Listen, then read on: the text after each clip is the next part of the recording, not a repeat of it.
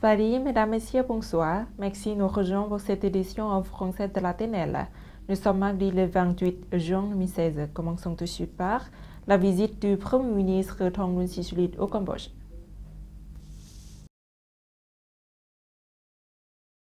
Le Premier ministre de la République démocratique populaire Lao, Thongloun Sisoulith, a commencé lundi matin sa visite officielle de 2 jours au Cambodge en vue de renforcer et d'élargir les relations traditionnelles d'amitié, de bon voisinage et la coopération globale entre les deux pays.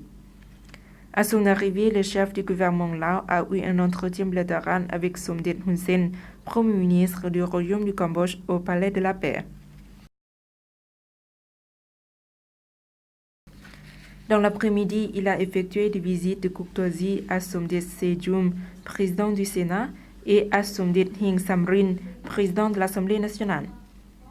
La République démocratique populaire Lao et le Royaume du Cambodge n'ont cessé de renforcer leurs relations d'amitié, de coopération et les échanges. Au cours de la rencontre, les deux parties ont évalué les relations d'amitié et la coopération. Ces derniers temps, ces relations ont été de plus en plus développées. Le Premier ministre Lao a remercié le gouvernement et le peuple cambodgien pour leur accueil chaleureux. Il s'agit de la première visite au Cambodge depuis son accession au poste de Premier ministre. Les deux parties ont également apprécié les progrès du bornage frontalier commun réalisé par les autorités du secteur concerné des deux pays. Mardi matin, M. Thongloun Sisoulith a été reçu en audience par Sa Majesté Norodom Sihamoni, roi du Cambodge, au Palais Royal avant de quitter le Cambodge dans l'après-midi. Laos-Vietnam impulsé la coopération dans les affaires ethniques.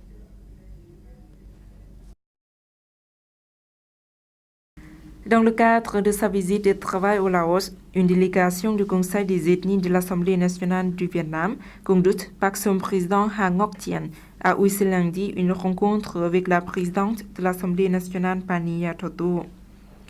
S'agissant de l'entretien tenu auparavant entre les conseils des ethnies de l'Assemblée nationale du Vietnam et du Laos, M. Ha Ngoc Thien a souligné que ces deux organes avaient convenu de renforcer leur échange d'expériences en matière d'affaires ethniques pour contribuer à accélérer le développement socio-économique, à renforcer la protection de l'environnement écologique, ainsi qu'à garantir le bien-être social et la sécurité nationale dans les régions montagneuses et frontalières. La présidente de l'Assemblée nationale Lao, Mme Pani Yathotu, de son côté, s'est déclarée convaincue que cette visite de la délégation vietnamienne contribuerait à promouvoir les relations bilatérales. Saluant le succès des récentes élections de l'Assemblée nationale vietnamienne de la 14e législature, Mme Pani Yathotu a souhaité voir la coopération entre les organes législatifs des deux pays se développer tant en ampleur qu'en profondeur. Comme les politiques religieux et ethniques se trouvent toujours au premier rang des priorités de l'Assemblée nationale du Vietnam, comme de celle du Laos, Mme Pani Yathotu a demandé aux deux conseils des ethnies de renforcer leur échange d'expériences dans les affaires religieuses et ethniques, mais aussi de contribuer davantage à consolider et approfondir les relations spéciales Laos-Vietnam. Le même jour, la délégation vietnamienne s'est entretenue avec le président du Front Lao d'édification nationale, M. Sesampon Phombihan. Lors de leur entretien, les deux parties ont évalué la mise en œuvre de l'accord de coopération bilatérale pour la période 2014-2016, échangé leur expérience professionnelle dans l'élaboration des textes juridiques et la supervision de l'exécution de la loi sur les affaires ethniques. Elles ont aussi convenu de renforcer les coopérations et l'échange d'expériences en la matière dans les temps à venir, contribuant à resserrer les relations spéciales Vietnam-Laos. Deuxième session plénière après le 7e congrès national de la jeunesse populaire révolutionnaire Lao. La séance des 2 jours a débuté le 27 juin sous la présidence de M. Sonthanu Thamavong, président de la jeunesse populaire révolutionnaire Lao, en présence de M. Phankam Viphavan, vice-président de la République démocratique populaire Lao, des représentants des ministères et des provinces. La réunion a présenté le rapport sur la mise en application des résolutions du 7e congrès de la jeunesse populaire révolutionnaire Lao et la mise en œuvre du premier plan de développement des jeunes, le bilan du travail des 4 approches des jeunes. À cette occasion, le vice-président a exhorté les membres du comité de la jeunesse populaire révolutionnaire Lao à travailler activement sur le travail idéologique, politique et culturel. Bilan du travail de contrôle du parti du ministre de la Santé publique. Le 27 juin 2016, au ministère de la Santé publique a eu lieu une réunion pour faire le bilan dans le domaine de contrôle du parti. Elle a été présidée par M. Punkong Sihabong, ministre du ministère, en présence de M. Sinai Mienglavan, vice-président du comité de contrôle du parti et des fonctionnaires de plusieurs départements. Les participants ont entendu le futur plan présenté par M. Kudala Pungsaravan, chef du département de contrôle du ministère de la Santé.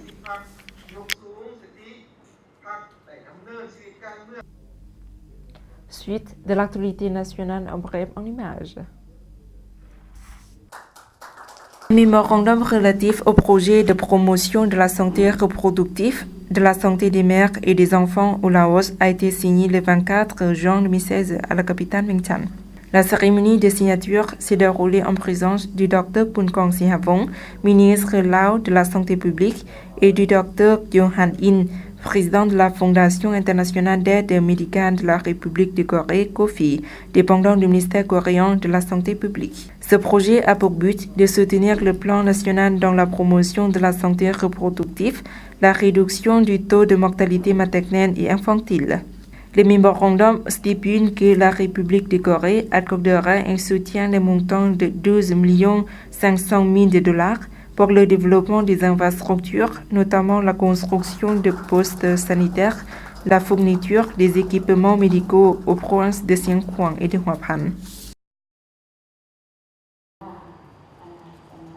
Une réunion pour diffuser les propositions de politique et pour clôturer le projet national de réaction de politique de diminution des risques dans la production agricole des petits agriculteurs a été organisée le 27 juin 2016 au club de l'Institut national de recherche agricole et forestière. Elle a été coprésidée par M.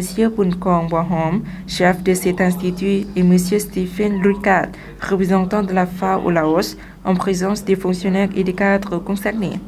Au cours de cette réunion, les participants ont échangé les opinions dans la mise en application du projet de réaction de politique de diminution des risques dans la production agricole des petits agriculteurs durant les années passées.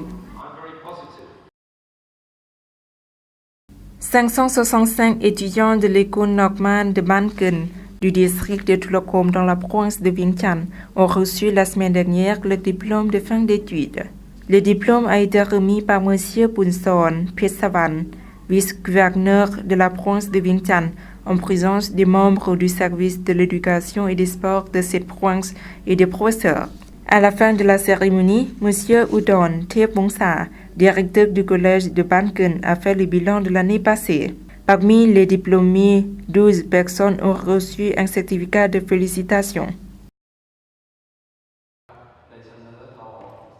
Le Centre national de la statistique a organisé le 27 juin 2016 au Centre international de la coopération et de la formation de la capitale un séminaire de 3 jours sur le travail de la statistique de l'année 2016 et la célébration du 5e anniversaire de la Journée nationale de la statistique. Le séminaire s'est déroulé en présence de M. Smaichan Bupa, chef du Centre national de la statistique, des représentants des ministères, des provinces à travers le pays et des hommes d'affaires et des représentants d'organisations internationales au Laos.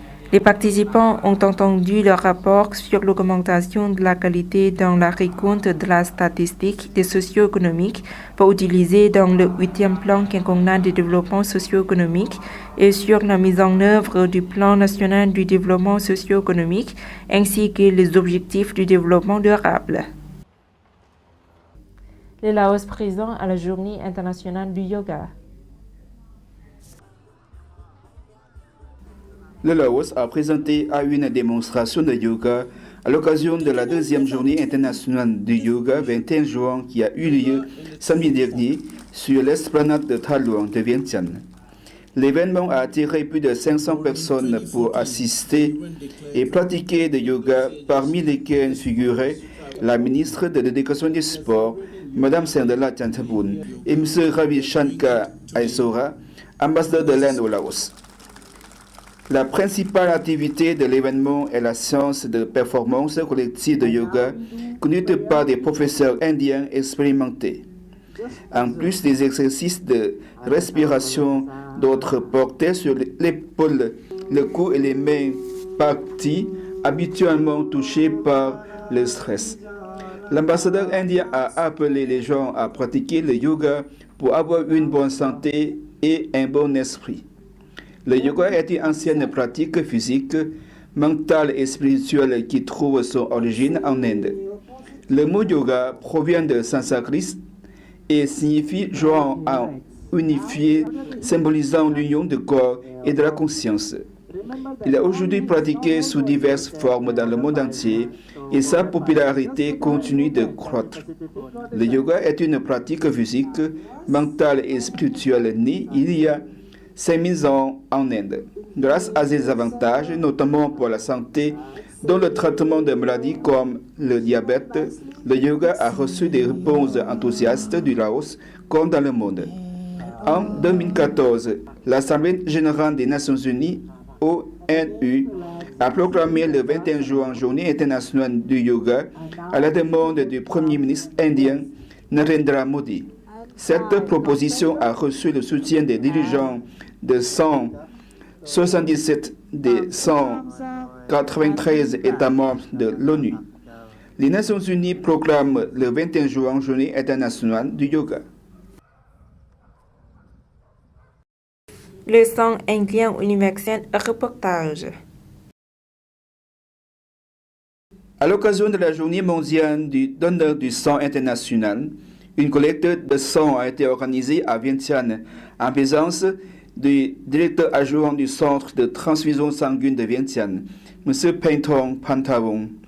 Plus d'un millier de personnes, étudiants, fonctionnaires et employés du secteur privé ont répondu présents à ces appels à la générosité. Cette année, la campagne est organisée sur le thème suivant, le sang, un lien universel. Elle vise à remercier les donneurs de sang et met l'accent sur la notion de partage et de lien qui unit les donneurs de sang et les patients. En outre, le slogan adopté cette année, Partagez la vie, donne votre sang, attire l'attention sur le rôle du système de dons volontaires pour encourager les gens à prendre soin les uns des autres et pour promouvoir la cohésion sociale. La campagne permettra en lumière les témoignages des personnes dont les vies ont été sauvées grâce aux dons de sang, ce qui permettra de motiver les donneurs réguliers à continuer à donner leur sang et les personnes en bonne santé qui ne l'ont jamais fait, en particulier les jeunes, à commencer à le faire. Chaque année, le 14 juin, les pays du monde entier célèbrent la Journée mondiale du donneur de sang. Cette manifestation sert à remercier les donneurs de sang volontaires et non rémunérés du geste salvateur qu'il faut en donnant leur sang. Elle vise également à sensibiliser à la nécessité de donner son sang régulièrement pour garantir la qualité, la sécurité et la disponibilité de sang et de produits sanguins pour les patients qui en ont besoin. La transfusion de sang et de produits sanguins aide à sauver des millions de vies chaque année. Elle peut aider à prolonger la vie des patients souffrant de maladies mortelles et d'améliorer leur qualité de vie et à utiliser leurs actes médicaux et judiciaux complexes. Elle joue également un rôle essentiel et salvateur pour la santé de la mère et de l'enfant et des traumatisés victimes d'accidents de route et de conflits armés, ainsi que lors des catastrophes naturelles et causées par l'homme. Toutefois, dans de nombreux pays, la demande est supérieure à l'offre et les services de transfusion sanguine sont confrontés à la nécessité de trouver suffisamment de sang tout en assurant la qualité et la sécurité. Un approvisionnement suffisant ne peut être garanti qu'à travers des dons de sang réguliers par des donneurs volontaires non rémunérés. L'objectif de l'OMS est que tous les pays parviennent à s'approvisionner exclusivement auprès des donneurs de sang volontaires non rémunérés d'ici 2020. À l'heure actuelle, à peine 62 pays disposent d'approvisionnement en sang reposant presque totalement sur des dons de sang volontaires non rémunérés. 40 pays étaient encore tributaires de donneurs familiaux, voire de donneurs rémunérés. Voilà, c'est la fin de cette édition. Toute l'équipe vous remercie pour votre fidélité. Pour voir nos reportages, rendez-vous sur la page internet du journal en français de la TNL. Au revoir.